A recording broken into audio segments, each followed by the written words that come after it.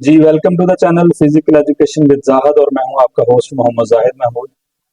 अगर आप इस चैनल पे नए हैं तो इस चैनल को सब्सक्राइब कर लें और बेल आइकन को दबा लें ताकि आने वाली हर इंफॉर्मेटिव वीडियो आप तक पहुंच सके। तो आज हम बात करेंगे environmental factors and sports performance के जो एनवायरनमेंट है या एनवायरनमेंट के फैक्टर्स हैं जिसमें आपका टेम्परेचर है, हाई एल्टीट्यूड है, लो एल्टीट्यूड है, ह्यूमिडिटी है, कूल एंड वेदर है, हॉट वेदर है। तो ये खिलाड़ियों की परफॉर्मेंस के ऊपर इनका क्या इफेक्ट पड़ता है और कैसे पड़ता है, इससे खिलाड़ियों की परफॉर्मेंस इंक्रीज होती है या डिक्रीज होती है। आइए इन पे बात करते हैं। Which environmental factor can most significantly affect the athletics endurance performance. तो कौन सा एनवायरमेंटल फैक्टर है जो एथलीट्स की इंड्योरेंस की परफॉर्मेंस पे सबसे ज्यादा असर करता है? तो मैं टेम्परेचर, अगर गर्मी सर्दी की वजह से एथलीट्स की परफॉर्मेंस सबसे ज्यादा मुतासर होती है। What is the primary effect of high altitude on athletic performance? High altitude के ऊपर जो एथलेटिक परफॉर्मेंस है उसके ऊपर क्या इफेक्ट पड़ता है, क्या असर पड़ता है? तो वह डिक्रीज ऑक्सीजन अवेलेबिलिटी। जब ऑक्सीजन अवेलेबिलिटी कम होगी तो फिर उससे खिलाड़ी की एनर्जी प्रोडक्शन भी कम होगी और फिर उसकी परफॉर्मेंस भी कम हो जाएगी। What does high humidity impact on athletics ability to cool down during exercise? Exercise के दौरान, कूल डाउन के दौरान जो हाई ह्यूमिडिटी है वो खिलाड़ी की के ऊपर कैसे असरअंदाज होती है? Decrease sweet evaporation. इससे क्या है, जो पसीने का अखराज है वो कम हो जाता है। Which of the following is a common adaptation for athletes training at high altitude?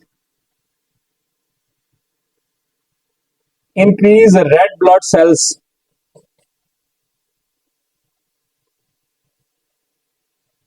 Which of the following common adaptation for athletes training at high altitude? High altitude के ऊपर वो कौन सी कॉमन अडाप्टेशन है जो खिलाड़ियों को अडॉप्ट करनी पड़ती है? तो वो है जी increase red blood cell count. उनके रेड ब्लड सेल जो हैं वो बढ़ जाते हैं। What is the primary reason athletes train in hypoxic low oxygen environments?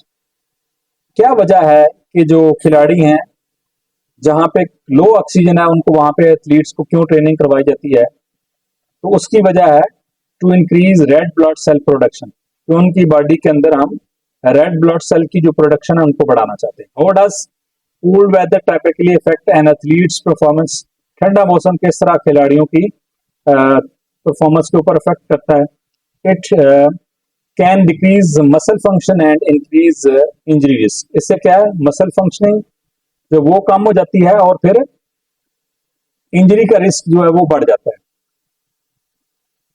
क्योंकि ठंडे मौसम के अंदर मसल स्टिफ होते हैं और इसी वजह से ही इंजरी रिस्क बढ़ जाता है।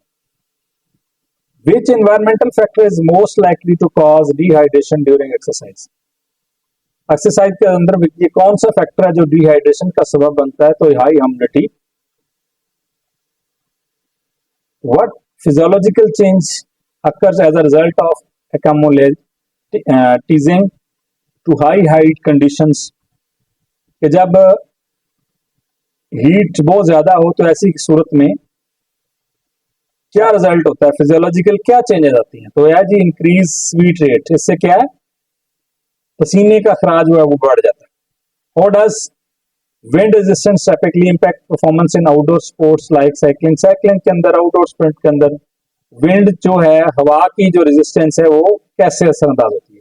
It hinders performance. वो परफॉर्मेंस के अंदर रुकावट का सबब बनती, कैसे सबब बनती है कि जब आप साइकिलिंग कर रहे हैं तो और अगर आपके अपोजिट्स, हवा आपके अपोजिट है, तो इस सूरत में आपकी परफॉर्मेंस कम हो जाएगी और हवा की सिमत में अगर आप जा रहे हैं तो ऐसी सूरत में आपकी परफॉर्मेंस बढ़ जाएगी। What is a common strategy for athletes to prevent heat related illness during condition? वो कौन सी कॉमन स्ट्रेटजी है एथलीट्स के लिए कि वो हीट रिलेटेड जो इलनेस है उसको कम कर सकें, प्रिवेंट कर सकें, तो staying hydrate and taking regular breaks, कि वो हाइड्रेट रहें, पानी की मुनासिब मिकदार लेते रहें और उसके दौरान मुनासिब वक्फा भी जो है वो भी लेते रहें, यानी ओवर यूज इंजरीज ना हो जाए, ज्यादा नहीं खेलें ज्यादा देर तक। How can pollution and poor air quality impact sports performance? It can decrease lungs functioning and endurance. अगर आपका जो एयर के अंदर पुअर क्वालिटी नहीं है, पोल्यूशन है, तो ऐसी सूरत में वही ऑक्सीजन आपके फेफड़ों के अंदर जाएगी, जो कि और गैसेस उसके अंदर मौजूद होंगे या गर्दो गुबार उसके अंदर होंगे, डिफरेंट किस्म के केमिकल्स अगर इंडस्ट्रियल एरिया के अंदर हैं, तो ऐसी सूरत में फिर आपके लंग्स की कैपेसिटी डाउन हो जाएगी और उसके साथ साथ आपकी परफॉर्मेंस भी कम हो जाएगी। What type of climate is typically consider optimal for marathon runnings? Marathon running के लिए कौन सा मौसम जो है वो मुनासिब रहेगा, आइडियल रहेगा? तो मैराथन आपको पता है 42.195 यानी 42 किलोमीटर और 195 किलोमीटर दौड़, बहुत लंबी दौड़ होती है, सबसे बड़ी दौड़ है। तो ऐसी सूरत में कूल एंड ड्राई मौसम जो है, ठंडा और खुश्क मौसम बेहतर रहता है। Which strategy is often used by athletes to accumulate to hot weather condition before competition? तो गर्म मौसम से पहले खुद को कैमुलेट करने के लिए एथलीट जो है वो कौन सी स्ट्रेटजी अपनाते हैं? Gradual exposure to the heat over several days और वीक्स, कि ग्रेजुअल से मुराद एक्सपोजर इस तरह के आहिस्ता आहिस्ता, यानी आप कह लें कि आप पहले थोड़ा सा कम टेम्परेचर में, फिर ज्यादा में, फिर उससे ज्यादा में, या किसी जगह पे आपने खेलना है।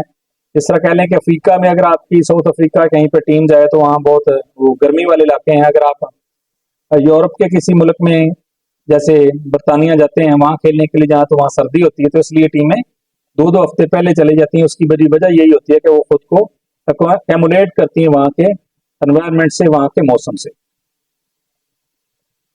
What effect does dehydration have on an athletic performance? Dehydration का एथलेटिक परफॉर्मेंस के ऊपर क्या असर होता है? डिक्रीज इंड्योरेंस एंड स्ट्रेंथ, और इंड्योरेंस भी कम हो जाती है और स्ट्रेंथ भी कम हो जाती है। Which of the following can be result of exercising in cold weather without proper warm up? जब बगैर वार्म अप के आप ठंडे मौसम के अंदर, ठंडे के अंदर करें या गर्म मौसम के अंदर? गर्म में थोड़ा सा आपका कम टाइम लगता है आपको वार्म अप के लिए, लेकिन वार्म अप तब भी जरूरी है। तो अगर ऐसे करेंगे तो फिर increase the risk of muscle strain and injuries, तो आपको मसल की चोट आ सकती है और सॉरी और भी कोई ना कोई चोट लग सकती है अगर आप प्रॉपर वार्म अप नहीं करते या प्रॉपर कूल डाउन भी नहीं करते। What is one way athletes can minimize the negative effect of pollution during outdoor activities? तो आउटडोर एक्टिविटीज करते हुए किस तरह जो एथलीट हैं वो मिनिमाइज कर सकते हैं इसके असर को पोल्यूशन के? तो ऐसे टाइम एक्सरसाइज करें, exercise during times when pollution level are low, early morning. तो ऐसी सूरत के अंदर करें, ऐसी टाइम के अंदर एक्सरसाइज करें जहाँ पे जब पोल्यूशन का जो लेवल है वो कम हो। तो अमूमन यही होता है कि सुबह के टाइम जो है वो काफी, रात को भी जो शोर की लुदगी और गाड़ियों के चलने की वजह से धुआं और बाकी सारी चीजें, तो फिर ऐसा ऐसा अर्ली इन द मॉर्निंग मौसम काफी बेहतर होता है एज कम्पेयर टू बाकी टाइम के अंदर। How does altitude training benefit sea level performance? तो by increasing body's ability to utilize oxygen effectively. तो ये सी लेवल के ऊपर करने से क्या फर्क पड़ता है कि वो ऑक्सीजन को कंज्यूम करना, यूटिलाइज करना इफेक्टिवली ये बढ़ जाता है। बढ़ने से ऑक्सीजन कंजप्शन, फिर एनर्जी प्रोडक्शन, फिर आपकी मसल एंड स्ट्रेंथ बढ़ेगी, इससे परफॉर्मेंस बढ़ जाएगी। Why is proper hydration particularly important in high humidity environments? Because high humidity reduce heat evaporation, increasing the risk of overheating. इससे क्या है कि because high humidity reduce sweating, इससे अगर ह्यूमिडिटी ज्यादा है, नमी का तनासब ज्यादा है, तो ऐसी सूरत में जो स्वीट वेपोरेशन है वो कम हो जाएगी और इससे क्या होगा, ओवर हीटिंग हो जाएगी, जिसकी वजह से आपको हीट स्ट्रोक वगैरह हो सकता है। Which environmental condition is most likely to cause heat stroke during exercise? Hot and humid, और गर्म और नमी वाला मौसम है, तो ऐसी सूरत में आपको क्या हो सकता है कि आपको हीट स्ट्रोक हो सकता है। What adjustments do athlete often make when competition in colder temperature?